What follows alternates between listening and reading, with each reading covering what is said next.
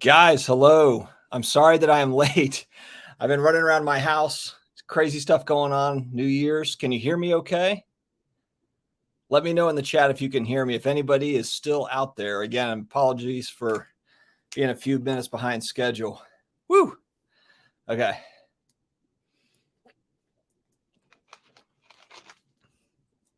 How are we looking, guys? Can you hear me?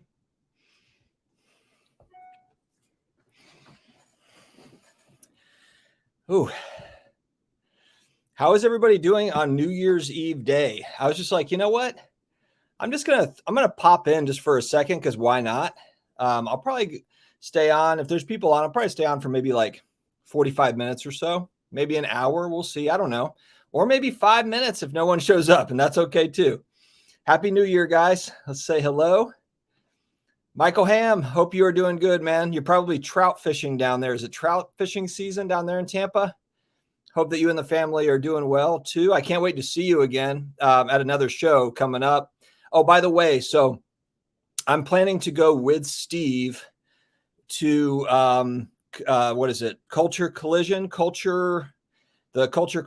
Sports Card Show in Atlanta. So I know that's not like right down the street from you, but it's also not, Los Angeles either. So just throwing that out there.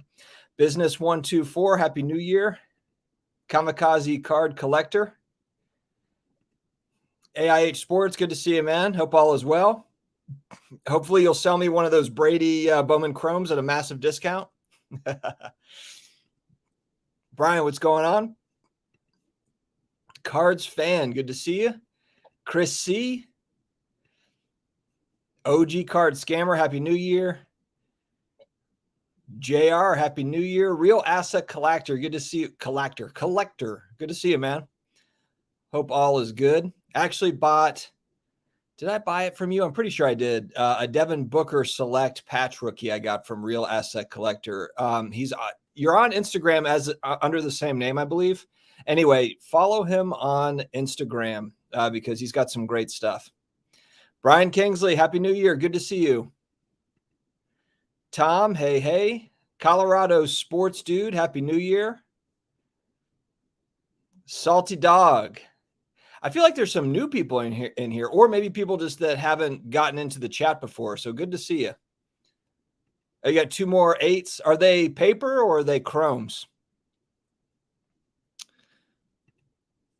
Caught some garbage fish. I'm looking at going to Atlanta. Yeah, I mean, it's not too far away. The thing I heard about that Atlanta show is it's a little bit different. There's a little bit of a twist, to it. They've got some kind of cool, some different innovation and things that they're throwing into that show. So I thought, why not? That might be kind of a fun one to go to. It's about 6-hour drive for me. And then, but we're also looking at maybe just flying in. We're contemplating going in as a whole family or just me going or, all that. So trying to figure all that out.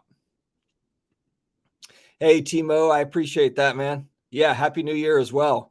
What do you guys think? Like, how was 2021 for you as a whole? And then from like the card side of things, did you have a good 2021 as far as sports cards go, or are you kind of ready to see what 2022 has in store? I think for me, it's a little bit of both, to where I really enjoyed myself in the card space in 2021, but I'm also excited to kind of see what 2022 brings as well, as far as all sorts of different things, new companies or different innovations. What are the acquisitions going to look like? What are the new product pricing? Is it going to change, or is pricing going to move up, down for vintage, modern, ultra modern, etc.? So yeah, we will see. The regulars. Oh, okay. So paper PSA 8s. Those are great cards. I have a CSG 7.5 Bowman paper. I don't have any Bowman chromes. I'd love to have them, but they've just gone up so much. It's like, I'll hold out. I'll wait. Still waiting on 2 Aurora Pacific Brady's from PSA. Not as desirable as the Bowman. Yeah, I've got one of those. Pacific. I think it's in the Michigan Uni. Is that right? I believe that mine is a PSA 8. It's nothing crazy, but I just like the look of the card. If it's the same one that what you're talking about, the one I've got is a Michigan Uni. Scarcity is already starting to play out. Shiny new card X really doesn't matter when there's a million of them. Now, my question, actually, let me throw this out to you all in the chat because I bought, hold on, let me pick out an example of a card that I bought that, hold on one second. I did put it on Instagram, but this card, I already have a PSA 10 and I've got a BGS 95 True Gem with it. And I believe it's got 110 subgrade as well. So it's got good subgrades. But this one went south of 500. This was in like the mid 400s. And this card at the height, now granted, you could say a lot of these cards at the height, right? I mean, we could say all of them were way high, way too high probably. But this was a $2,000 plus card, in February. Granted, do I think it's ever going to get back there? Probably no. I would think that it probably doesn't. But I'm starting to wonder, though, with some of the modern, ultra modern stuff. And look, I love vintage as well. I like all of it. But is it starting to spill over into some of the more popular parallels as well? Like Optic Holo. I just saw Neo in the chat. Neo is an Optic Holo guy, but there's a lot of people that like Optic Holo or just kind of the optic parallels, the select parallels, etc. Does it overcorrect, I guess, is my question, to where, there could be some opportunities. And that's what that's what I'm looking at, is just how far does that stuff drop? Now, I'm not talking about every parallel by any stretch, because there's so many options, but that was just an example of just kind of like, it's an interesting price point. So what we'll see. And who knows, maybe this will be $100 card in 3 months, who knows? But I'll tell you what, if this is a $100 card in 3 months, I'll be buying more of them, so I'll just dollar cost average or whatever. Is that a crypto term or just an overall investing term? Anyway, dollar cost averaging. I do that quite a bit. Yeah, a little day stream. Why not? I was going to make a video, and then I'm like, you know what? I'm just going to go live. I'm just going to go live today. Just get in a little bit of a live action. I don't do them very much. Why not? Why not? All right. Yeah, Ryan, 2021 was an awesome year for me. Vintage-wise, landed a lot of vintage basketball. Oh, cool. 1971 and 72 tops. Absolutely. Yeah, I love 71 and 72 tops. Basketball and also football. You've got in football, you've got Roger Staubach, Terry Bradshaw, rookies. Then, of course, you got Dr. J's 72 tops, I believe. But, yeah, just the design on those cards. I've also got a Kareem Abdul-Jabbar 72 tops, maybe. I actually bought it off of Chris, Vegas Fine 777. He had it. He had just gotten it back from PSA. I think it was in maybe a 5 or 6. But, yeah, I'm with you. I like those. That 71, 72 set is nice. Yeah, I know. Yeah, a lot of people call 80s, junk wax, which, I've heard it, I've heard a lot of people say pre-1975. I've heard pre-1980. But yeah, you're seeing especially younger generations that will lump in kind of the 86 Fleer is a vintage, that's a vintage set. And, but I guess who knows? Is it defined somewhere, or is it all up to opinion? Alex, good to see you, man. Hope all is well down under. A million today of a certain card is nothing compared to 88 through 95 era guys. Oh, I see what you're saying, Chris. So you're saying that like today's overprinting compared to like junk wax era, 88 to 95. Is that what you mean by that? Because I would agree. I mean, there's a lot more sets. So, they are printing a lot, just spread out with a lot of different sets. But, and I've heard, Carlos he kind of harps on this quite a bit because I'm Carlos' YouTube channel, and I do agree with him. I was there, I remember, but basically his junk wax era comparison is just like, look, I mean, like back then they would just bring in more and more pallets of stuff. There was always product. There was never any sense of scarcity whatsoever during that time frame. Whereas now, yeah, you have over printing, but there's nothing. You can't find it. You can't find anything. It's not the same as it was when they were printing out 89 Pro set football cards, for example, which is also a great rip if you're looking for a cheap box. We actually opened one. Me and Michael Hamm and a few others, Flip and Steve, opened a box of 89 Pro set football. We got Troy Aikman rookies and Barry Sanders rookies. It's a good time. 2022 will not be bigger than 2021. Okay. Diverse Collectibles. I like that name.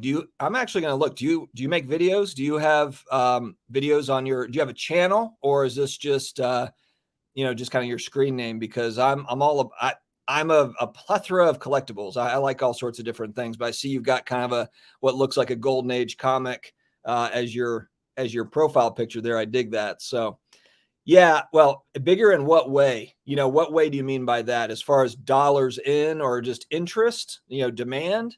What do you mean by that? Yeah, Neo's gone back over to the comic book side. And I hear you, man. I hear you. I mean, the thing is there's so many awesome comics, and it's, there's a lot of, first appearance type books. And if you want to speculate, you can kind of try to get ahead of villains coming out, or, a hero that they're going to bring to the silver screen or whatever, or the big screen, or that gets a show on Disney Plus or whatever. But yeah, no, I think comic books are really, if you're into it, obviously not everyone's into it, but comic books are a fun play, if you will. And there's a lot, if you're comparing census, there's a lot less of them than what you'll see kind of on that sports card side for important type books. And then you look at price points, and there's some, that you could argue that there's some value in there. Just saying.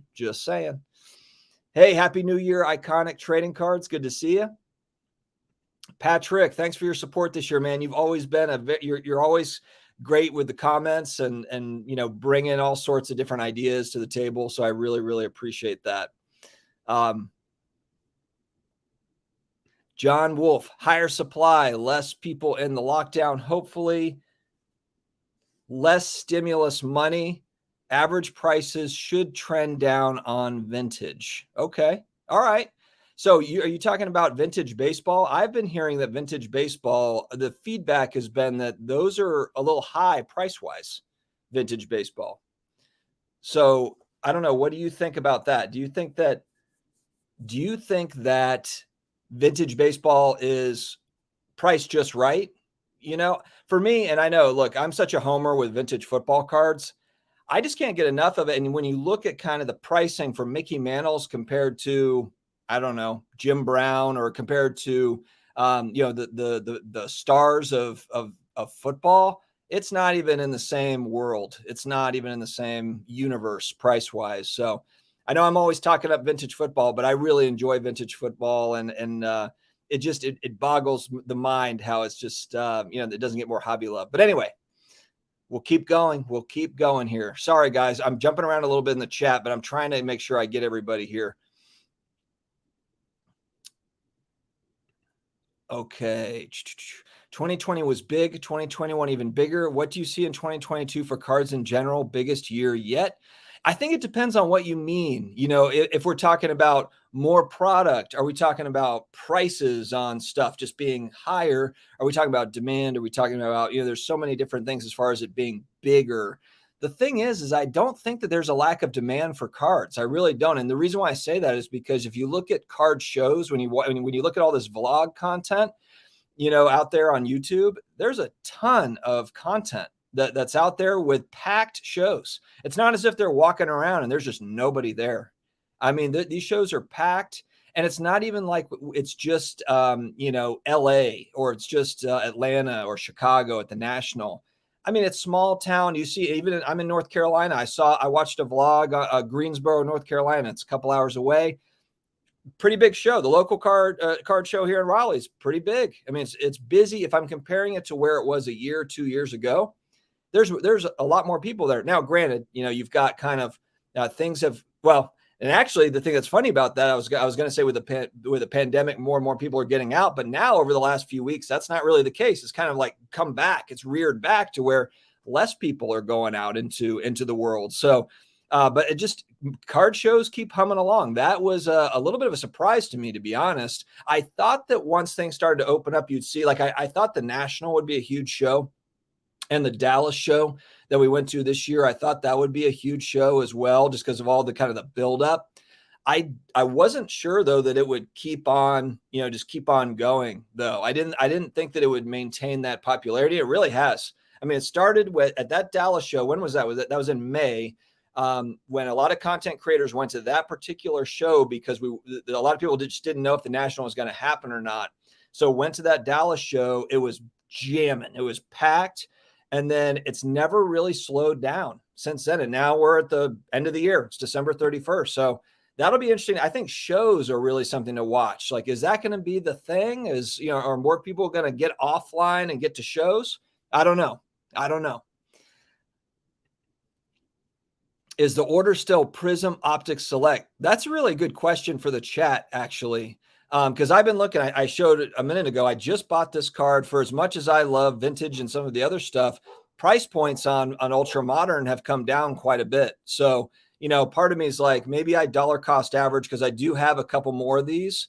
And again, just specific players that I like. I'm not saying I'm out there buying 20 different new players or anything. I'm not. And this is a rarity for me to get, more of kind of that ultra modern stuff. But Prism, Optic, or Select, that's a good question. I've also I made a video on it a couple of days ago, but it would be nice to add a Luka Doncic Silver Prism. For me, I think from a price point perspective, it'd be a PSA 9. But that card has not even been on my radar for 2 years because it's been so high and to me overpriced, just based on what Luka's done. He hasn't done anything yet. But that's a card I would like to add. I'm watching that one closely. How far down is that stuff going to go? Because Silver Prisms, while it's not mega rare, I still like the look of the card. I like Luka as the player, and I would like to just own one of those. I'm not trying to stack 10 of them or anything, and it's not a quick flip by any means, but just a card that I would like to add, and I'm watching those price points. So whether it's Luka or Tatum or Trey or whoever those players are for you, I just think that those are kind of interesting to watch right now for me. All right.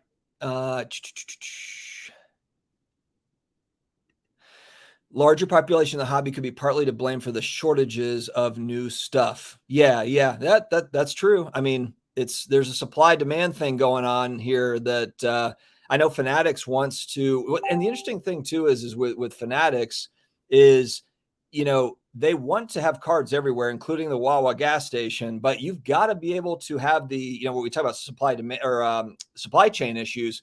You got to manufacture it somehow. I don't think that, I'm sure if Panini Tops would, I'm sure they would love to be able to have all this stuff on time, and it's just not on time. So that'll be another interesting thing is, can Fanatics do better?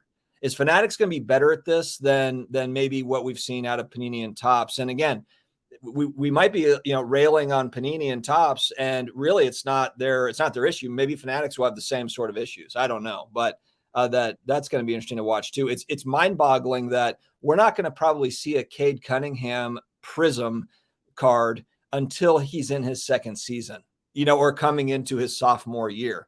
It won't come out during his rookie season, or a lot of those new products won't come out. So it's crazy. Oh, is there a super? Oh, thank you, Patrick. Thank you, Patrick, very much for the super chat. Thank you very much, man. I appreciate that. Happy New Year to you. All right. And I'm sorry, guys. I'm trying to go through the chat to make sure that I'm catching stuff here. I'm not meaning to skip anybody if I skip. All right. Oh, nice job.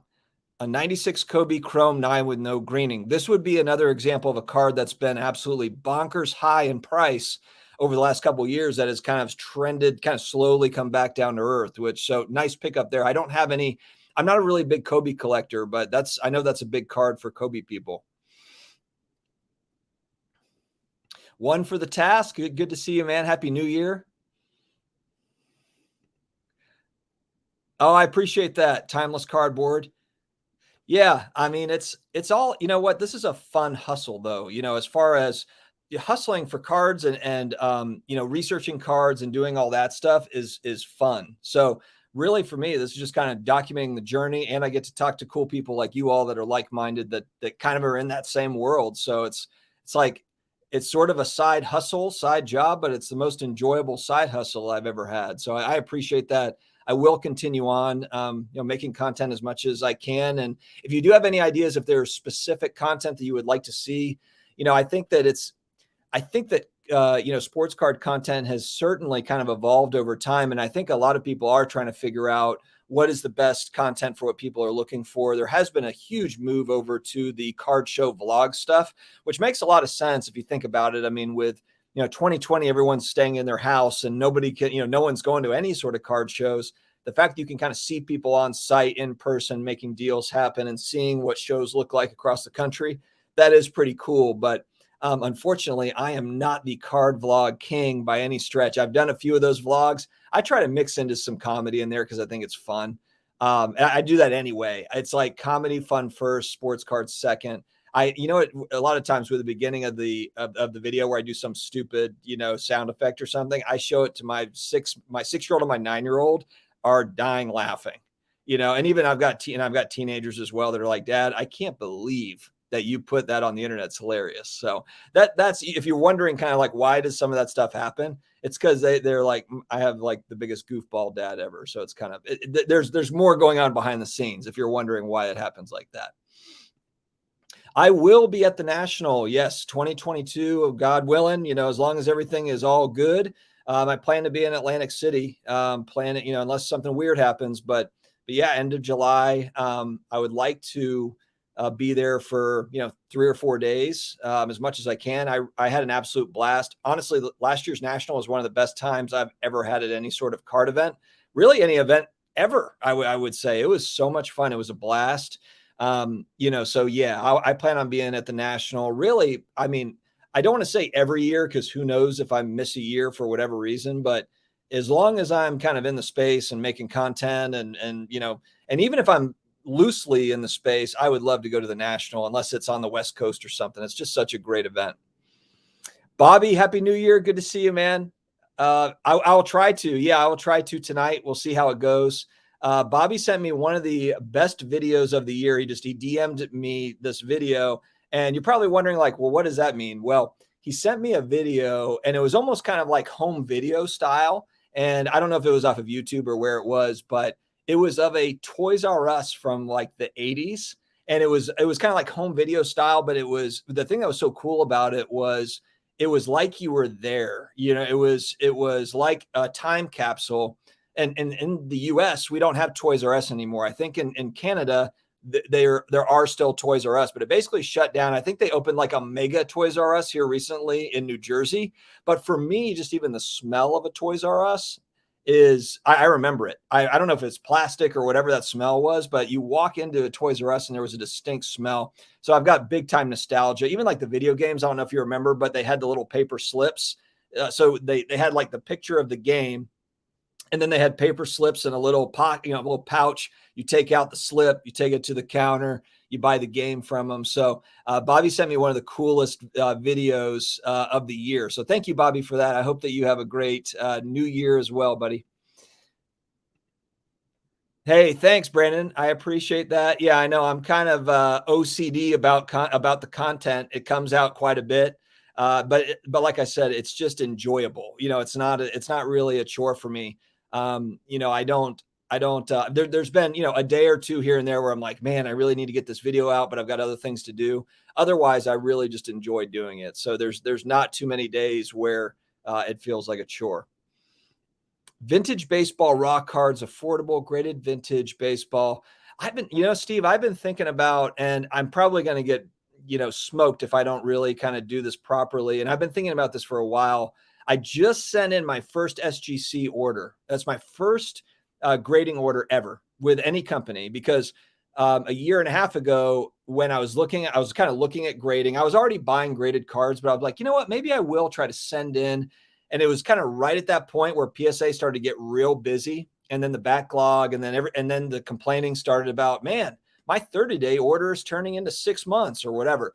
So that started happening. I'm like, I don't know if I want to send these cards. And then now I'm just to the point where I'm like, you know what? I'm just going to send these specific cards. I sent 10 cards for SGC grading, but I have been thinking about, do I want to get into some vintage stuff and try to grade it, try to get it graded just for the fun of, and I'm not talking about buying like a $500 vintage card, but maybe finding like vintage football is a great example, because even graded vintage football is not expensive in comparison.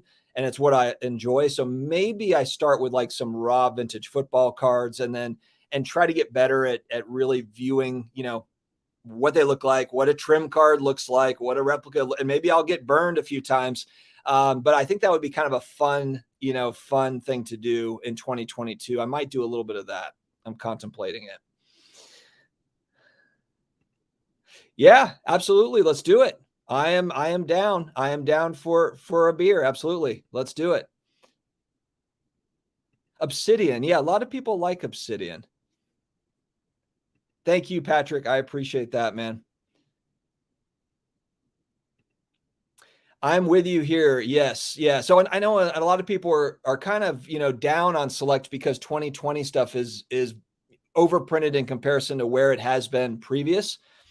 But man, if you go back to 2012 to 2017, there are some opportunity. They weren't printing it like that, back then. So, and then, yeah, you're right. As you get into like 2018, 2019 draft classes between like Luka, Trey, Zion, Ja, then it starts to move up print wise. But if you're looking at like Booker in 15 or Jason Tatum in 17 or whoever it is, those rookies, there's of course we don't know print runs, but definitely less than what we're seeing today for sure.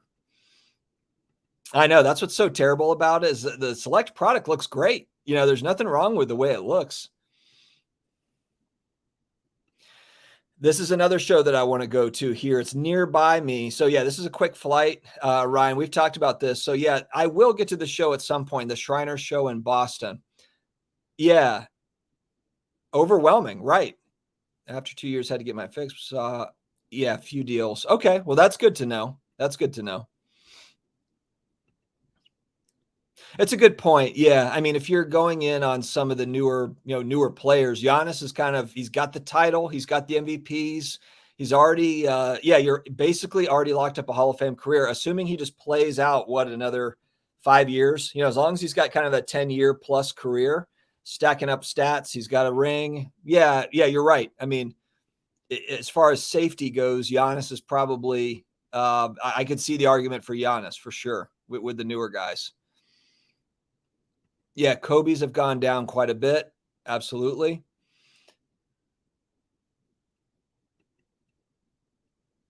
Looking forward to selling my Jordan, Shaq's, Griffey's, and many more next year. Yeah, that's the thing that's going to be really interesting to see is just what the market looks like next year. Are prices going to move up? They're going to move down. That's kind of the fun of this. That's part of it. I know that people are like, stop talking about the values so much, and I get that. Look, I've got cards. I've got plenty of cards where it's not all about the value, but it's for me. If I'm thinking back to what got me into the hobby, it was the collecting of the cards that I thought were cool. The 89 Pro Set, 89 Score, but I also got just as much fulfillment out of being an 8-year-old going through my Beckett magazine and seeing if like the green arrow was up from like 5 cents to 20 cents on a card or whatever. It was my first foray into business, really. Was this hobby. So it does tie together for me there. And I can't deny that. I think I might have a couple of Leaf cards, and I like Leaf cards. I think there's some really cool, definitely some cool design. There's some cool auto stuff that they put out. So I don't have anything against Leaf. It's just that I've got so much on my list. It's like the wish list is so long. So Leaf stuff, and again, there could be something that does pop up. I saw a couple of Leaf cards at the National that I almost bought. I almost bought an auto. What was it? It was a really cool combination of Celtics players. It was like Larry Bird, KG, and then it was another Celtics, like Paul Pierce, or so it was like 3 kind of legendary Celtic players, on one card auto. And I was like, damn, that's pretty cool. So I do like their stuff. I might own a few cards, but not a ton of it. Thank you, Brian. Yeah. Right. Yeah. You don't have to worry about that. I haven't started drinking yet. All right.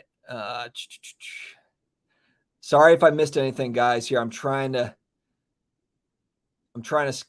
catch it. I'm not the greatest at going through. There's certainly better YouTubers that can catch all the comments. I am not one of them, so I'm doing my best here.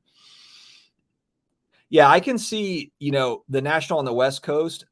honestly though, if card shows keep on maintaining this sort of popularity, I think it might not be called the National, but there's just going to be a lot of big shows. You know who hinted at it when we had on Off Centered, on Off Centered with Brad and I, Ryan Card Collector 2 hinted at a show that he was working on for 2022. Now, not the size of the National, he didn't say that, but people, I think it's on people's radar, putting it like putting shows together. And I think that's interesting. You know, that's an interesting change, you know, so we'll see. We will see. That's really cool. Yeah, I remember the Toys R Us catalogs and like the Sears catalogs, the J.C. Penney catalogs. You haven't watched 12 videos during the. Oh, Carlos, this live stream will be 12 videos. Are you kidding me? Yeah, no, I'm going to break this up into 2-minute nuggets. And every time there's a comment, it'll be the answer to the comment will be the title. Actually, that's a pretty good idea. I could just do a 1-hour live stream and put together 20 videos. How about that?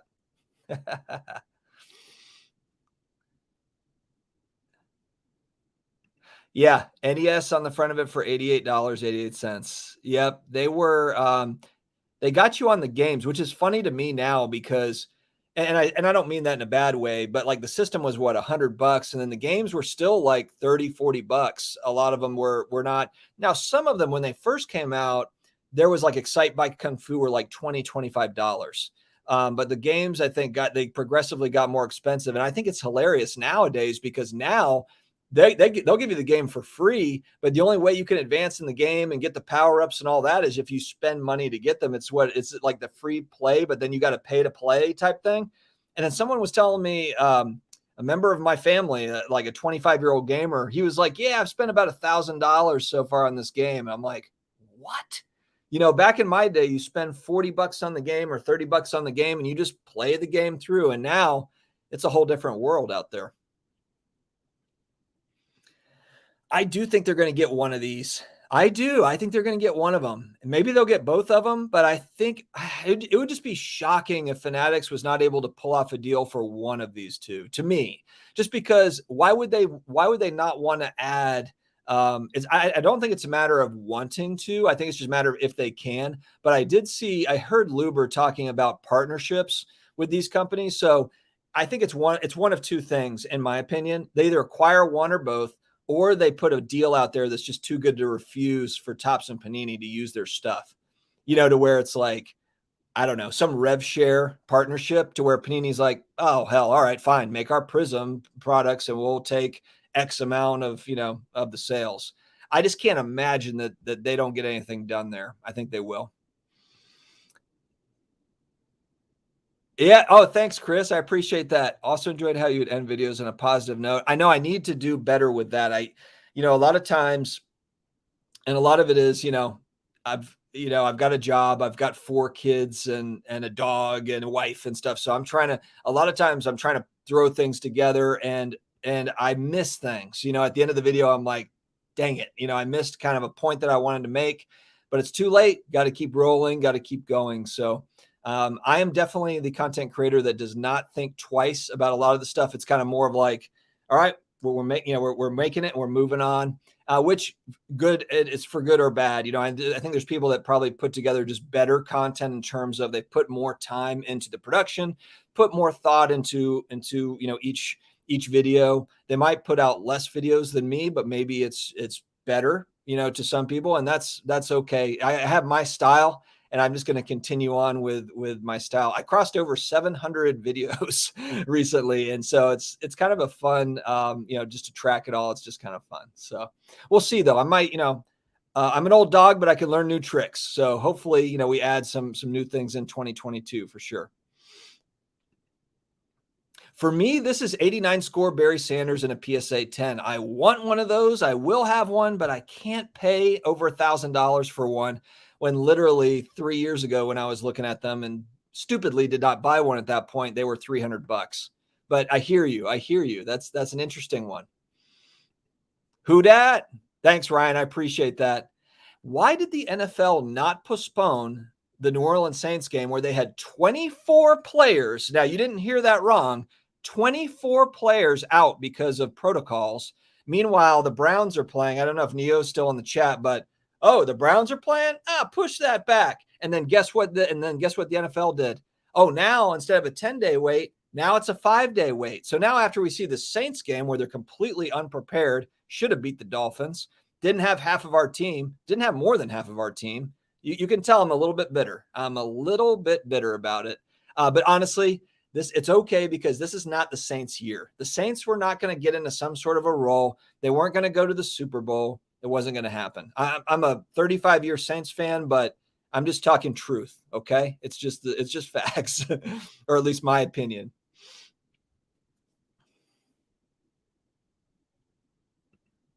Yeah, it's the weirdest thing ever.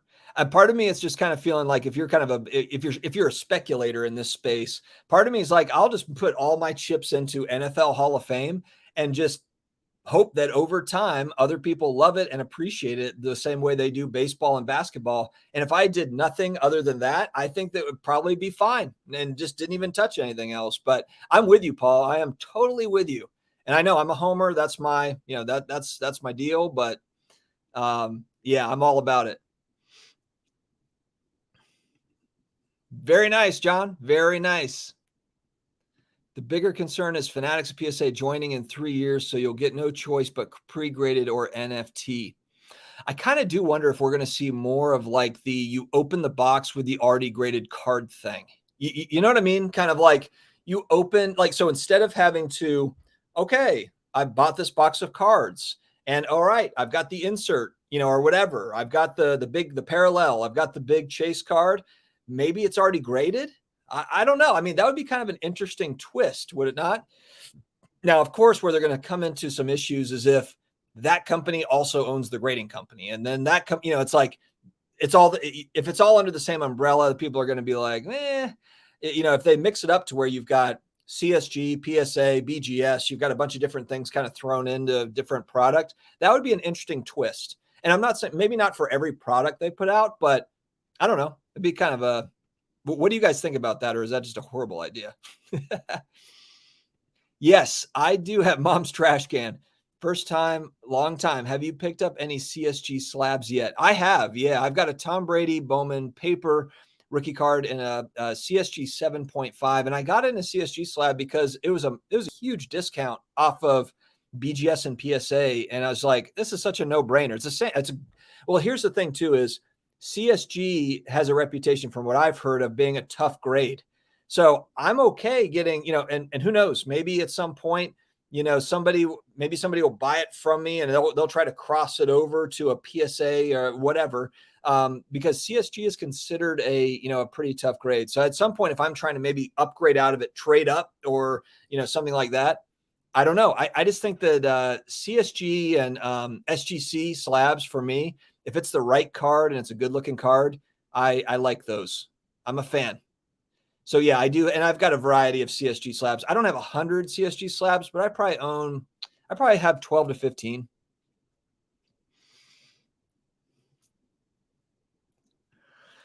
This one is really, really tricky, Timeless Cardboard, because I don't know if I've even identified them all yet. I'm still kind of, if I'm being really honest, I mean, so if you don't know me, and I'll keep this story short, I'm a junk wax era kid. I got in 1986, 87, collecting cards. And then I kind of as Beckett magazine rolled out into, 1989, I was 8 years old. So you got football, basketball, the card shops are taking off. Everyone's having a great time. That's when I got into the hobby, beginning of 2018. So almost 4 years ago now, I got back into the hobby. So I had that big break. I wasn't in it. I wasn't doing anything in it. And then got back in beginning of 2018, kind of a, nostalgia, midlife crisis, however you want to look at it. But it was just awesome to get back in. And also what intrigued me is just the idea of third-party grading. I didn't even know that was a thing. I didn't understand, what was a PSA slab. And actually I was like, why would anyone buy anything other than BGS, when I got back in? But to answer your question, I'm kind of taking the long way, is I don't know if I've identified my Mount Rushmore cards yet. I've got cards that I want. I've got my 2022 targets, but in reality, I think that my targeting taste or excuse me, my collecting taste might be different in 5 years, 10 years than what it is now. It might be that I'm chasing after T206 Honus Wagner. I don't know, I mean, so I don't know what exactly that is yet. So I know that doesn't really answer your question, but just trying to give an honest take on that.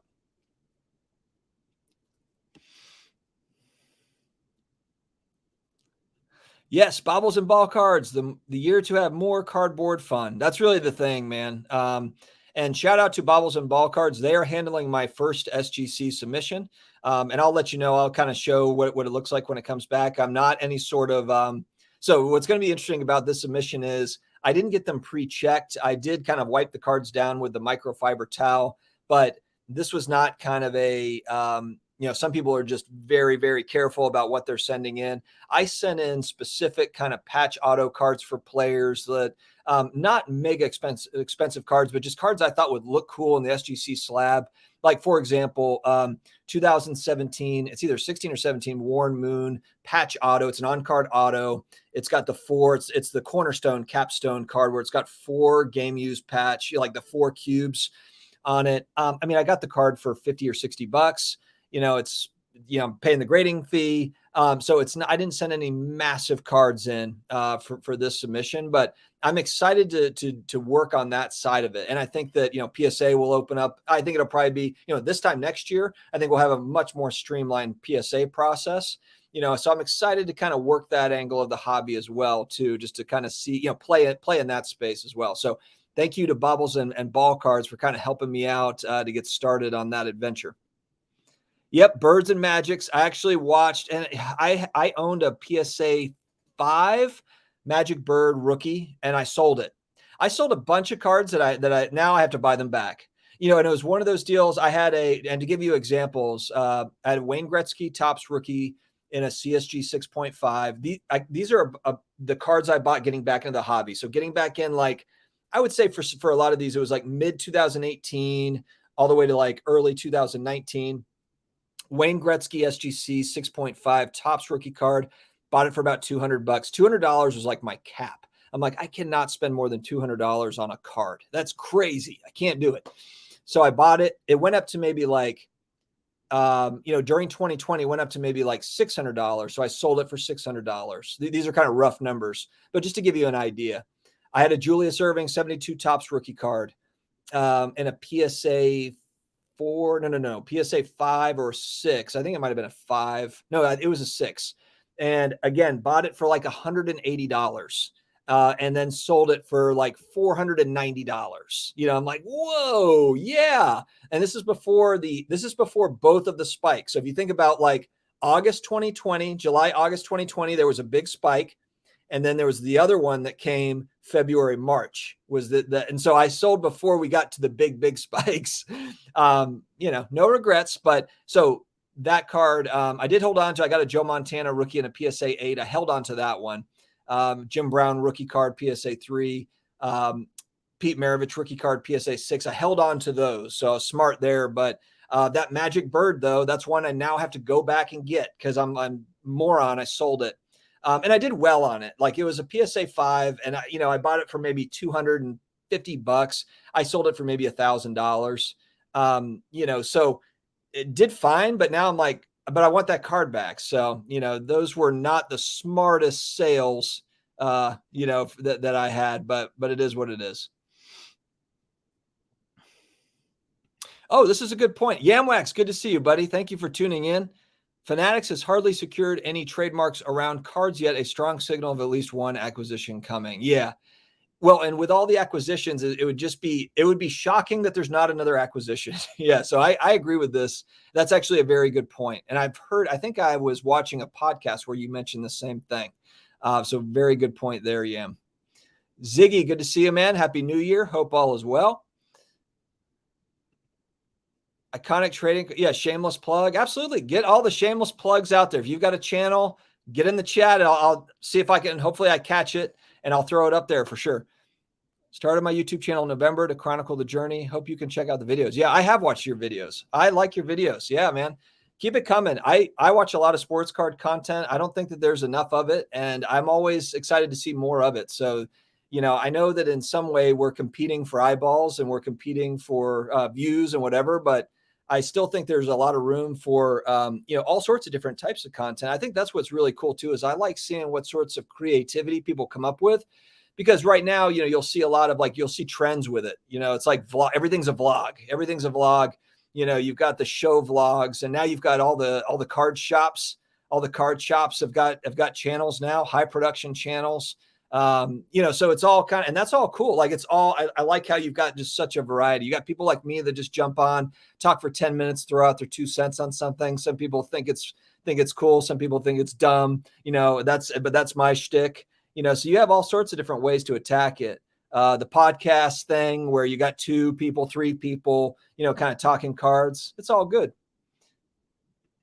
Thanks, man. Yeah, I will keep on. We'll try to add in some new stuff here and there, but I'm kind of setting my ways a little bit. I'll probably just kind of keep on rumbling with the same sort of stuff. Hey, let me know if that's an 89 score. Let me know, Chris, if you're ever trying to move that card. I'll save you on the eBay selling fees or whatever.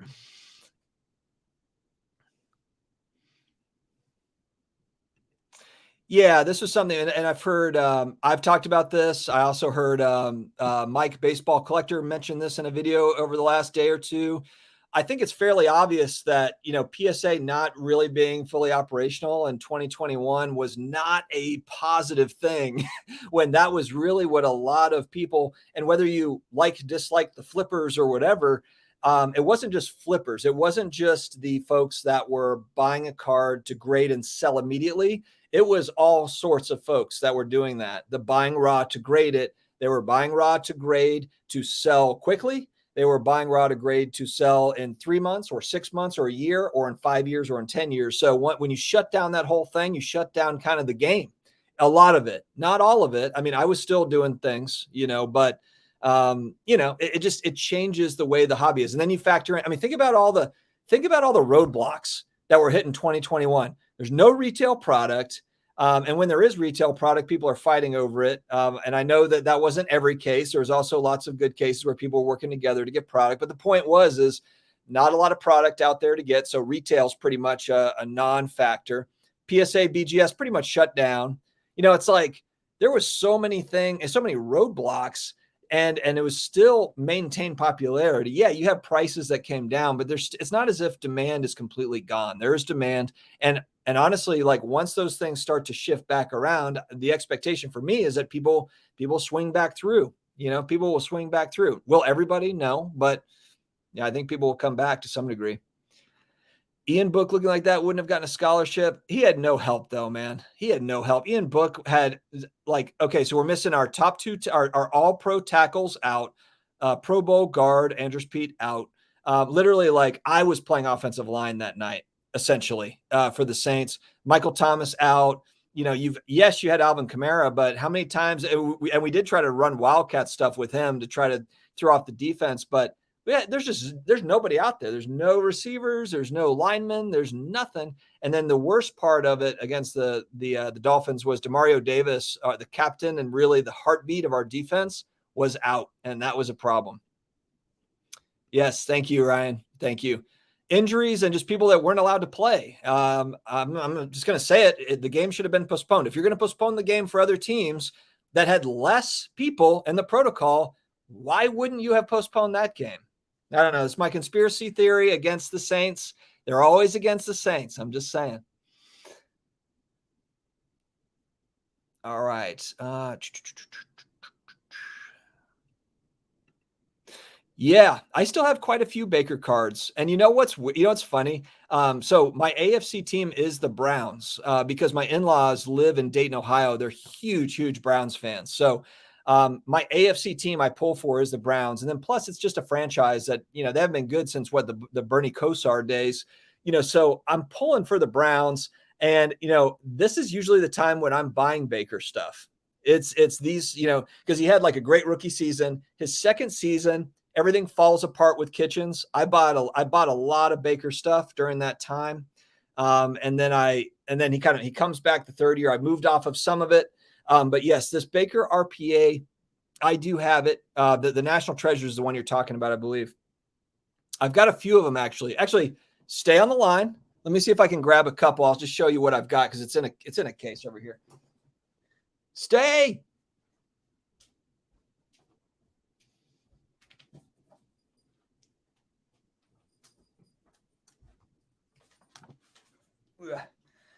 All right. Let's see. I think it is in here.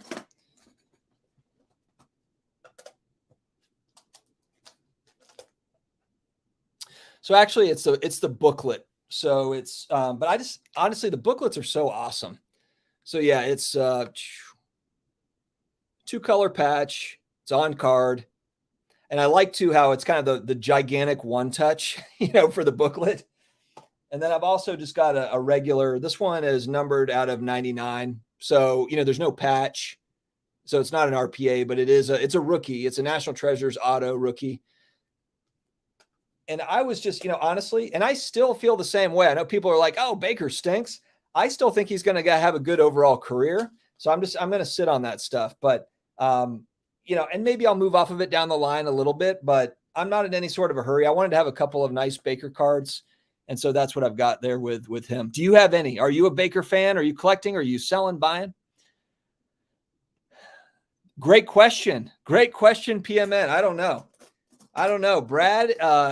Brad is still trying to sell. Well, he said it. He's still trying to sell cards. I think he's trying to kind of get that bankroll back. He is trying to raise funds. So we will see. I don't know. Good question. Agreed. Their case is awesome. Oh, actually, while we're in here. Yeah, so this is the CSG 7.5 I was talking about. But yeah, the clarity of CSG cards is unmatched, and I would agree with it. The case itself is my favorite case out of any grading company. Well, I say that I like the BGS case. I like the thick BGS case. But yes, you might not like the label. I swear, if they figure something out with the label to where people actually like the label, the feel of the card, it's just, I don't know, the feel of the actual case, it's more rounded on the edges. I don't know. I really like the cases for CSG. Really, really clean cases. Here, I'll show one of my all-time favorite cards while I just have cards out. But this is one I picked up at the National. Actually did trade at the National out of a Baker auto to get into this. And this is it's the black box 1 of 1 flawless 100 years. So this is one where they have these numbered. They've got like an emerald. They've got them numbered out of 15. This is the 1 of 1 that was only available at the National. And these typically do drop in price. But one thing I really liked about getting it at this National was, and this is going to sound cheesy. It is going to sound cheesy, but the memories of this show, and then also just it being like that, like coming off of the pandemic show, like part of me is kind of like, almost like it would be if you were at like, if you got this card at like the 91 Anaheim National, where it was like just a massive National, where it's like, you remember the show, and so that's why it had some add. This is my favorite player. It's the best Saints player of all time. Flawless auto, all the rest of it. So that was kind of a cool deal that I'm happy that I was able to make. Sorry, tangent time. Wonder Mania. Yeah, I know. People are excited about old Wonder Mania. And you're right. I'm just not a baseball guy. I love looking at vintage baseball stuff, but just newer baseball, I just cannot get into it. I don't have a team I'm rooting for. It's rough. So I know for the baseball card collectors, you're like, man, this guy sucks. And I get it. Like, I'm not on top of baseball. Toys R Us 85 Hulk Hogan Halloween costume. That is hilarious and really interesting. Yeah. Yeah, this is kind of true, Ryan. I know it's like when you're watching content, you're like, man, I could do that. This is so easy. I could do this in my sleep. And then once you start digging into it, you're like, all right, there's a little bit more to it. There's more. And honestly, like my first videos, I'm not saying that my videos now are amazing. From a production standpoint, they're not much different, but definitely just getting more comfortable in front of the camera. And then also with what you're talking about and piecing together everything. You just have to do it. It just takes the repetitions to do it. And some people have a background in it. I didn't have any sort of background in it. So for me, I had to just trial by fire, start making videos, get feedback on what's good, what's not good. I mean, for the first 6 months, year, I didn't even look into the camera. I was kind of looking off to the side. That was a tip that I got. Actually, you know who I talked to? Massive YouTube channel that also does some sports card stuff. It's What's Inside. If you haven't checked out his channel, very cool channel. He did a video or stream with Jeff Wilson, SCI. Let me just make sure I have that right. But yeah, he's been on YouTube for 7-8 years, I believe. Yeah, and his family runs this channel. Yep, he's got 7 million subscribers. What's Inside? And his channel is exactly what you would think it is. It's like what's inside this or that or whatever. And he did, I think, one with Jeff where it was like what's inside a sports, like $1 million sports card collection or something like that. But anyway, he had reached out to me and I was like, hey, do you mind if we talk, for a few minutes just about YouTube stuff? Cause this guy is like the king of YouTube with 7 million subscribers, and any tips. And the one thing he did mention was like, you're just not looking, content's good. I like the takes, but you're not looking at the camera. So I'm like, all right, I've got to fix that.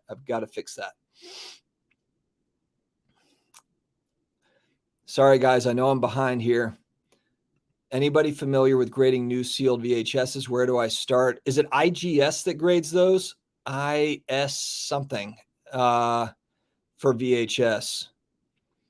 I'm not sure if anybody might know that, or it might have already been answered. And I just haven't gotten down there yet. Why are you not all about Dale Earnhardt? Never was a huge NASCAR fan, but Steve has got some really cool Dale Earnhardt stuff. Flippin' Steve. He's the Intimidator. Yeah. I was never a big NASCAR guy, but I appreciate, and I can understand kind of where that would make a lot more sense to me than the current F1 craze. If people were like, you know what, I'm going hard on Richard Petty and Dale Earnhardt stuff, I would be like, I understand that. That makes sense to me. And I know all the F1 people are going to be like, you're an idiot. You don't understand. It's a movement, whatever. I don't, and that's fine. Collect what you want. But it's just with a lot of the F1 people, they were never into F1. They got into F1 like 5 minutes ago. But NASCAR, a lot of the stuff has been around. Like Dale Earnhardt is an absolute legend. Jeff Gordon, Richard Petty, all these guys. So yeah, it's not necessarily for me, but I'm into some weird oddball stuff too. I don't know if you might have seen these, but I used to bowl. I was a big bowler as a kid. I found these on eBay, and these are like the rookie cards for Walter Ray Williams Jr. and Pete Weber. Outside of like Earl Anthony, these are basically the best bowlers of all time. So these are the GOATs. So I've got I locked down the bowling stuff, the scarce bowling stuff. So I'm into some of the oddball stuff too. The briefcase. Oh yeah. How's it going, Chris? Good to see you, man. Happy New Year. What's in the box? Oh man, I haven't seen that movie in a while. I watched, speaking of movies, it wasn't a movie, but I watched that new Boba Fett show the other day. Yesterday, I started 2 days ago, then finished it yesterday. It was kind of just okay for me. I think I've got such high standards with like The Mandalorian being so good. I really want to see the Obi-Wan Kenobi show. Anyway, off topic. It's a big label. Yeah, it's a big label. The case is great. The label is just a little, I think for me, I just don't care that much. Some people aesthetically, they're like, oh my gosh, this and that and whatever. I just don't like, to be honest, like I don't look at the PSA label and think like, CSG's label sucks, but PSA's is gorgeous. I just don't, I think CSG has a better, I like the subgrades on the label, so I don't know, I think it's teach their own. People don't like the green color. That's fine.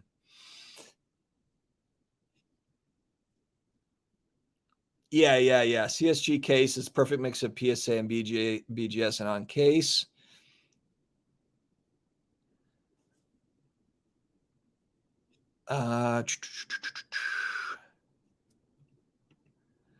The breaks. Good to see you. Flawless is my favorite. Yeah, Flawless has got some really nice stuff.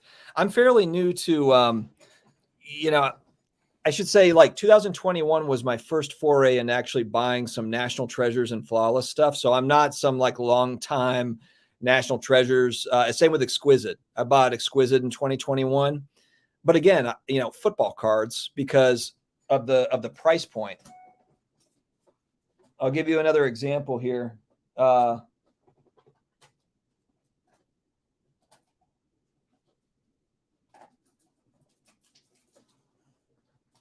Oh man, I can't find the one I really wanted to show, but yeah, I can't find. No, never mind. Yeah, I was going to show some of the Exquisite stuff. I pulled out one of them just to have a Rice rookie, or not a Rice rookie, a Rice auto. But this is an Exquisite. What is it? 2014. It's Jerry Rice's, college uni. So it's not necessarily as exciting as the 49er stuff, but the price point on this is like, I think it was $150 or something. It was sub $200. I don't know. It was just like, I thought it was pretty cool for Exquisite, greatest receiver of all time, auto, and it's graded. It's already graded with a 10 auto. Happy New Year, Frank. Good to see you. Yeah, that's an excellent point. Yeah, sealed vintage stuff, man. Well, it's just so hard to get any of that stuff, and it's so expensive. Yeah, and you're right. Yeah, the Montana, it's already been opened. It's more available for sure. Way more available. Hey, what's up, Adrian? Good to see you. Jeter SP, it's good to see you, Dex. Yeah, absolutely.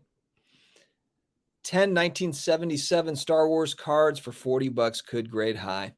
That seems to be a lot of the play, is buying kind of those oddball cards of whether it be celebrities or bands or Star Wars or whatever it is, and then grading it through SGC or I suppose PSA, but even just SGC too. Marvel cards, you saw the same sort of thing. Interesting.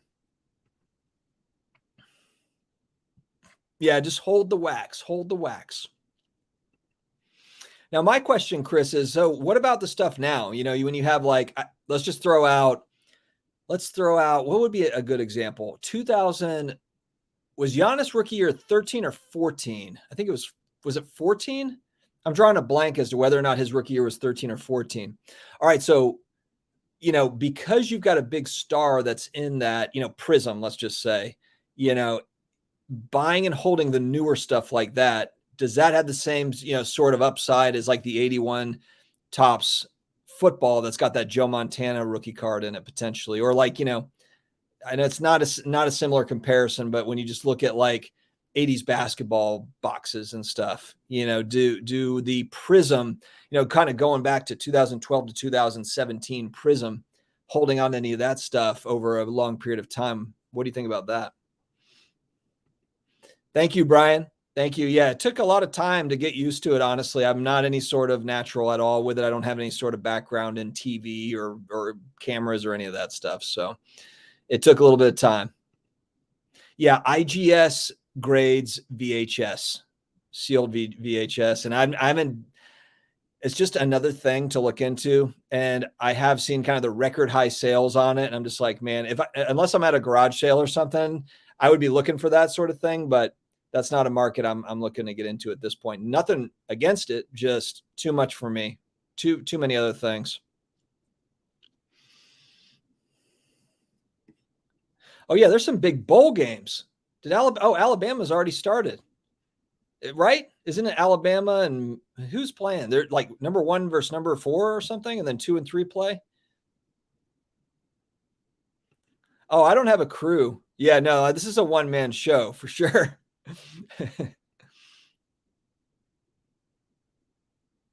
That's actually a really good question because there has been talk about quality control. Even Nat Turner himself has talked about that with Panini products because there was a lot of pushback on PSA grading this past year. And that was one of the things that he was saying is quality control has not been fantastic, as to what we've seen in the past. So yeah, that's actually a good point. so much of that has got to shake itself out over the next year or two. That'll actually be an interesting thing to look at a year from now. Is there's probably an overreaction to the modern, ultra modern stuff to where it's like, stay away from that. We're going to go with, 90s inserts or whatever. And then a year from now, we're going to be like, oh man, there was some nice deals to be had, because that always happens with everything. So that'll be kind of fun to look back on.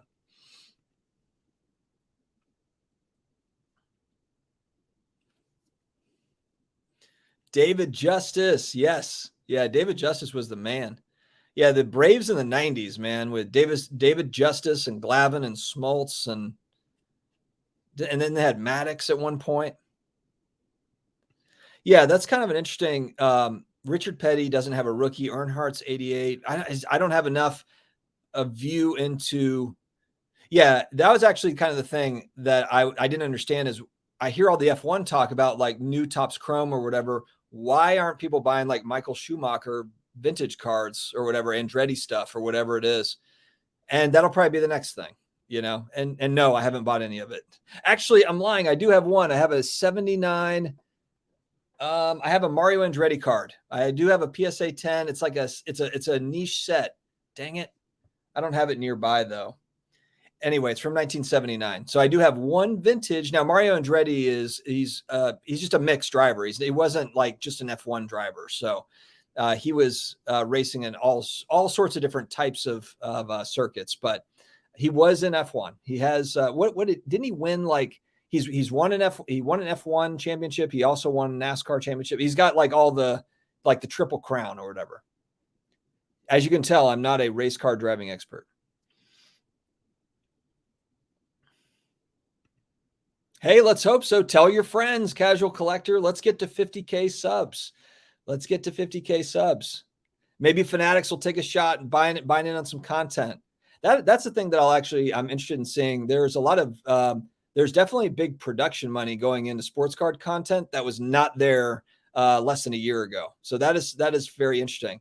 And it doesn't necessarily mean that it's building an audience and getting views.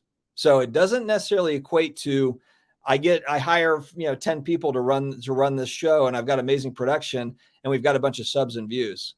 It hasn't worked out like that. It can help, but it's not everything. Yeah, you think that could be it could be just kind of that more nuance. That's a big thing. I know that's such an enigma. PSA is like, they're here at the top but you know what?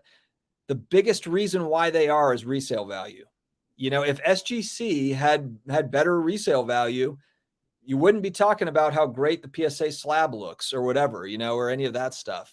Resale value carries a lot of weight. It's not everything. I know it's not everything. There's set registry, different things. PSA's got really good brand recognition, but resale value is a big one.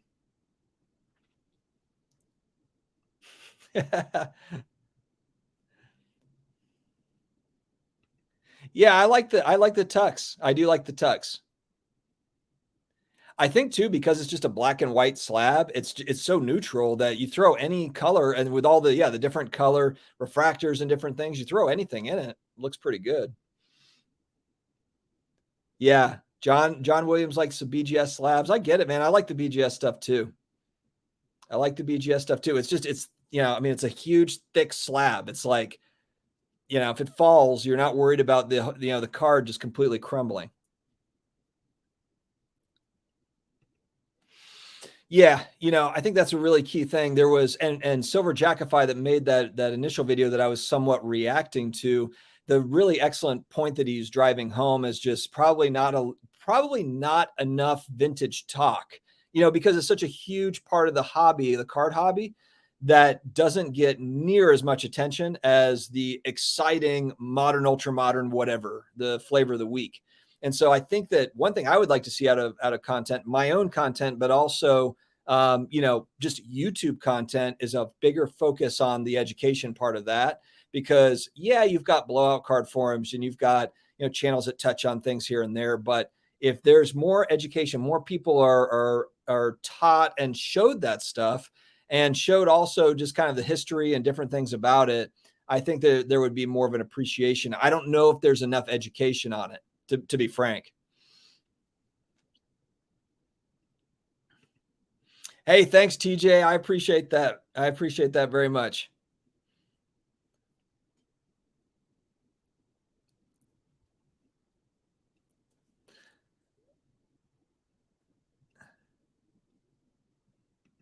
Yep, that's how it is now, Jordan. I mean, there's a higher percentage of people that want PSA than they want the other stuff. It's driven by the market. It's nothing fancy. It's just it's preference and it's deserved. It's not as if it's not deserved. It's just I think for me, it would be one thing if I felt like, for me personally, if I felt like it was a superior grade, so if I was going to any of these companies and it was like, yeah, but you know what, I'm going to get a superior, like the best, grade. They're going to get it right.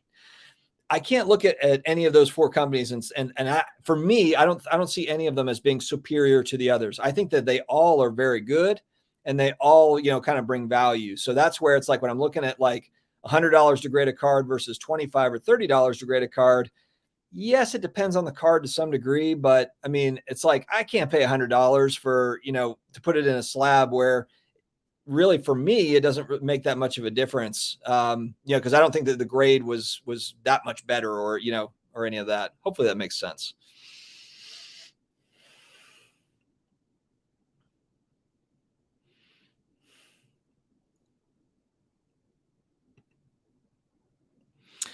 A direct PayPal link in your profile. Yeah. I saw that with, I've seen a couple of YouTubers that have that now. I didn't really know that was a thing. And actually, I think it's Chris, baseball card collector, investor, dealer. He's got one as well.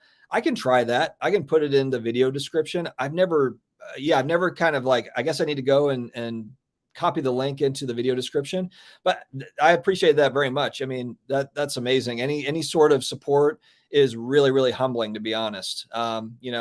It's like I said, this is a fun hobby. It's the hobby within the hobby for me. At the same time, it is very, it's time consuming, and it's awesome to be able to kind of have a little side hustle attached to it. So there's I'm not going to pretend like that's not a kind of a cool side part of it, but not necessary. But I'll look into that, Dex. I really appreciate that. All right, I am way, way behind here, guys. I'm sorry. Yes, this is the card.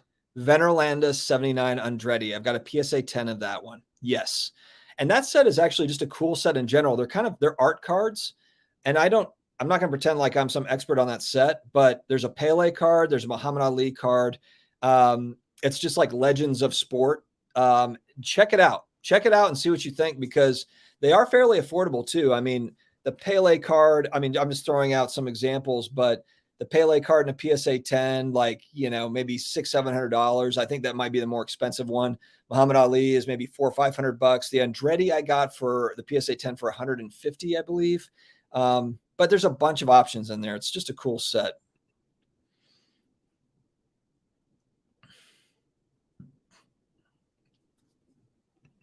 And then, of course, there's also kind of speculation around, there's ties to Fanatics, so what you've got, like similar investors within CSG are also, tied to Fanatics. So, is that going to be some sort of a grading company of choice or easier access, or will they be able to build it up, financially or whatever, is there a benefit, to being tied to them? I don't know. Again, that's just big speculation.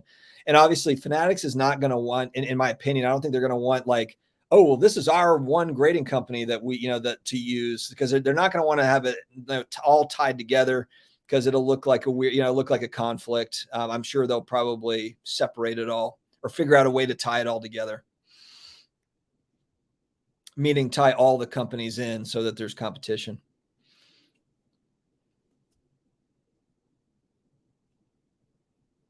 Yeah, I think it's just people are comfortable with it. They've got tremendous brand recognition. They've been around. Higher resale. The set registry is a big one. It certainly is. But then I kind of wonder with the set registry, with new people coming in, if we just think about like new demand, how many of those people are set collectors?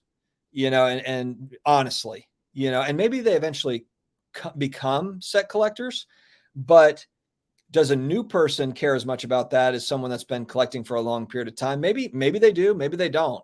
The population report is big. The fact that PSA has, and granted, yes, people have cracked slabs and sent them back. So it's not as if it's a, perfectly, 100% accurate population report, but at least it gives you an idea. And you can actually factor that in when you're making a buy of like, well, this also includes some cards that were probably, cracked and resubmitted. So maybe there's not as many out there or whatever. So yeah, no, it's an interesting debate. I think that's such a big one as we go into 2022, the grading wars between the grading companies and how that pans out. Yeah, I just think of, and in part to flea market mixtape, because I'm holding this stuff for an extended period of time. It's not like I'm buying it and then in 3 months I'm going to sell it. So if I'm thinking about, fairly, longer time horizon for years, then I'm okay paying less now for an SGC slab if that's what the market thinks it should be. Because all I really care about is, okay, that was a tough, like an SGC 10. They don't, in my opinion, they're not just handing those out. CSG is not handing out 9.5s, and nines easily. They're not. So, so I'm in the same boat.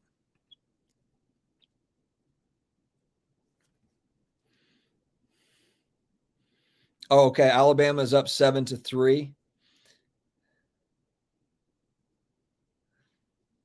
That's an interesting take, Mike. Yeah. No, I mean, and that's a really, really tough get is the Black Label 10. That's a really tough get. Yeah. I posted a video on that. Shocking to everybody, I'm sure, since I'm posting like probably way too often. But yeah, I put a video together. I think it's AGS grading. And that is a fully non-human grading, 100% AI is kind of how it's being marketed. And no, I have not done a huge deep dive into this. But I think that it might have a place only because there's a piece of the hobby that really wants it to be 100% automated. They don't want humans involved in grading of cards because of of there being mistakes or whatever. So it could very well catch on. Who knows? Another part of 2022 that will be interesting, like, will that become a player in the hobby? If it is, now again, I've got to look at like the AI, piece of it, the the automated part, because it is, from what I understand, it's an algorithm set up by humans to grade. And so, I'm sure there's going to be certain people that are going to be picking apart maybe like what algorithms, how are they having them graded? How, do we agree with that? So, but I'm curious to see like when those slabs hit the market, what does resale look like? What do people think of them? And maybe they already have. If you have any experience with those, I think it's AGS, automated grading systems. Let me know in the throw it out there in the chat. The commercial is awesome though, because he actually does go in the commercial. It's fantastic. Thank you very much. I appreciate it. Well connected. I love SGC 9.5s, SGC 9.5s, and also 10s. But man, an SGC 9.5, it doesn't have it. The resale value today isn't great. For a lot of cards, I shouldn't say all cards because that's not true. But for a lot of cards, it's like you really get dinged. But man, that's not there again. Like, I don't think that they're just handing those out.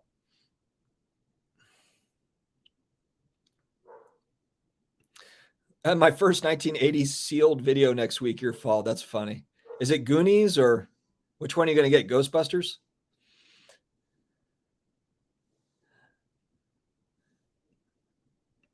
Will digital collectibles be like Kindles to sports cards books? I really don't think so yet. So what I mean by that is like, I think NFTs. So I have NBA Top Shot NFTs. I don't have any of the art NFTs. And it's just because it's so new, and it's not that. So I made the example about gaming, where people are buying skins within games, and those are essentially, it's like buying an NFT within a game or something that you can use across games. It has utility to it, so that part of NFTs makes sense to me because gaming is massive globally. It's massive. Now, the digital art space, though, I think is going to have to. It's going to take some time, in my opinion. And again, no NFT expert. I think that digital art space is going to take some time to work its way out. I think there's going to be a lot of people jumping in to make money, which to each their own. Get in if you can do it, great. If you can't, or whatever, if you can get it, get it. But I am not going to get in there and buy a $10,000 piece of, a digital art, Paul the Panda or whatever the hell it is, and hope that it goes up to 10 ETH, or whatever. That just scares me. That scares me. I've said it on the channel. I have bought into cryptocurrency that backs up NFTs or kind of, platforms or gaming NFTs or things like that. I would rather go that route, kind of invest more in kind of the blockchain digital stuff. But again, like to each their own, but again, it just takes such a massive deep dive. I would just say, like, don't just, throw money at something. It's like, if you're gonna go in, like, really dig in deep before you put a cent into it. Because I think that we're just so early on the digital collectible stuff. I think in 20 years, we'll probably look back and be like, oh yeah, everyone's got NFTs. I've got NFTs all over my house and blah, blah, blah. But right now, I just think we're way too early. We're in like the dial-up AOL part of, NFTs, in my opinion.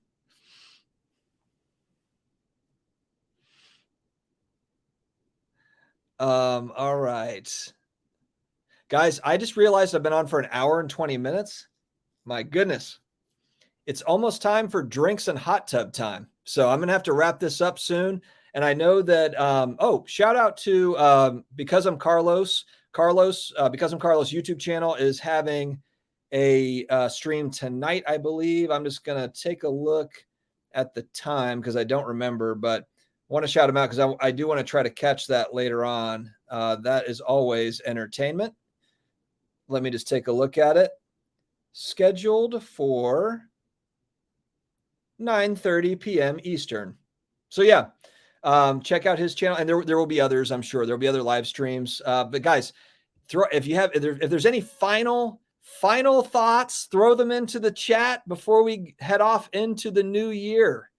This will be the last conversation I have with you all. Thank you so much for your support this year. It's been really fun. I mean, and I don't say that lightly. I mean, I really enjoy. I think of some random topic. I throw it together in a video. No, I don't have 10 people that are editing and throwing some cool music on it and whatever. I do my best with some weird stuff, and I throw in some goof in there. But this is nothing but fun for me. So I really appreciate you hanging out. Oh, okay. Dakota Sports Card Anonymous is at 7. I don't know if Neo is having one. Maybe Neo Cards and Comics. Flippin' Steve might be having one. So definitely check out their channels. But you guys are the best. So thanks for hanging with me here, and see you in 2022. All right. Have a great night, guys. Stay safe. Stay safe out there.